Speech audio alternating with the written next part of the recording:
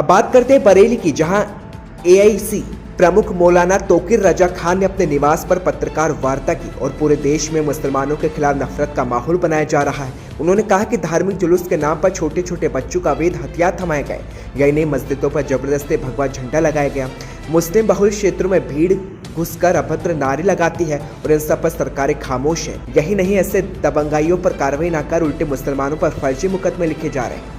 मुसलमानों की संपत्ति को व्यापार पर बुलडोजर चलाया जा रहा है। बता दें, बयान दिया है मौलाना ने और बयान है तोकीर रजा का।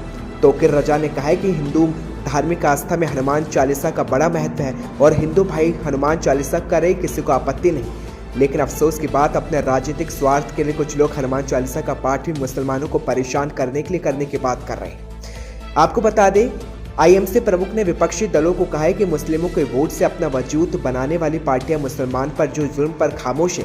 अब वक्त आ गया है कि मुसलमानों को अपने बच्चों के मुस्तकबाल के बारे में सोचना होगा, वरना आने वाली नस्लें हमें माफ़ नहीं करेंगी। मौलाना ने सभी सेकुलर विशेषकर मुस्लिम सांसद विधायकों से अपील की है कि अगर आप अपनी पार्टी के एजेंडे से बंधे हो और मुसलमानों की आवाज़ नहीं उठा पा रहे तो इस्तीफा देकर संवैधानिक आधार पर सड़कों पर उतरे।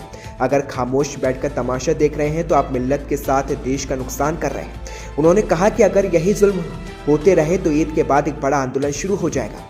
अपील करते हुए कहा कि मुसलमान किसी उकसावे में न आए, साथ ही मस्जिदों खानकाहों के बाहर सीसीटीवी कैमरे लगाए। मौलाना ने कहा कि प्रधानमंत्री को अपनी चुप्पी तोड़कर एक तरफ जुल्म पर एक्शन लेना चाहिए। उन्होंने कहा कि दिल्ली में मुसलमान इस तरह सताए जा रहे हैं, उन्होंने अरविंद केजरीवाल को वोट किया। इसके साथ ही जब मुसलमानों पर जुल्म हो रहे हैं तो अपनी जिम्मेदारी से बच रहे उन्हें पीड़ितों को मुआवजा देना चाहिए।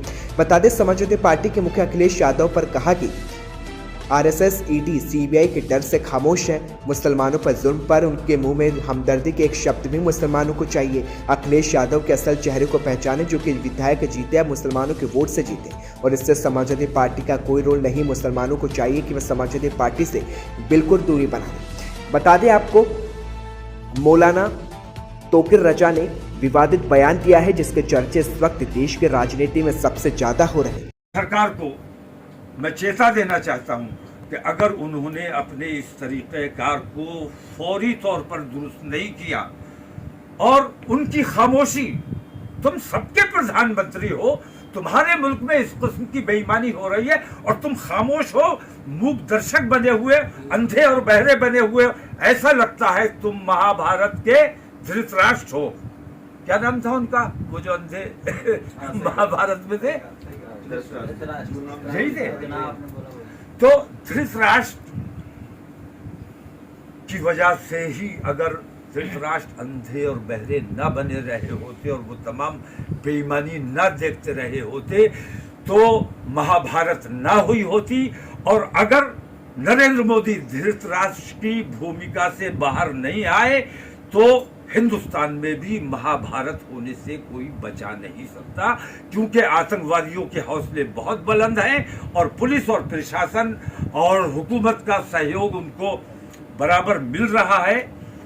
ये देश के लिए बहुत घातक और बहुत खतरनाक बात है। खासतौर से मैं विपक्ष के बारे में कहना चाहूंगा।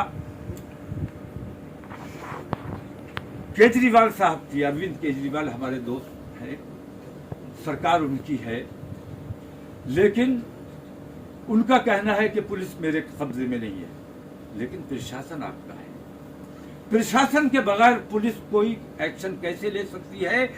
दिल्ली की हुकूमत की मर्जी और मंशा के बगैर और उनको कॉन्फिडेंस में लिए बगैर अगर कोई वहां कार्रवाई की गई है, किसी किस्म की कार्रवाई की जा रही है, तो वो अपराध है। तो हुकूमत अगर खुद अपराध कर रही है तो इससे बड़ा अन्याय और दुर्भाग्य क्या हो सकता है? तो अखिलेश यादव मूक दर्शक बने हुए हैं। अरविंद केजरीवाल ने सारी जिम्मेदारी केंद्र सरकार पर डाल दी है। तो हम अब किसके पास जाएं, कहां जाएं, किसके सामने अपने मसाइल रखें?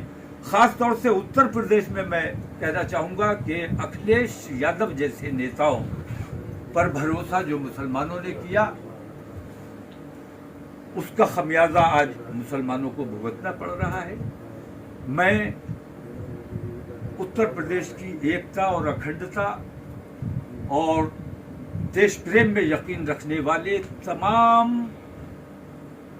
समाजवादी के विधायकों से ये अपील करता हूं कि समाजवादी पार्टी से उन्हें तुरंत इस्तीफा दे देना चाहिए, वरना कल चुनाव आएगा तो तुम मुसलमानों को मुंह दिखाने के लायक नहीं रहोगे।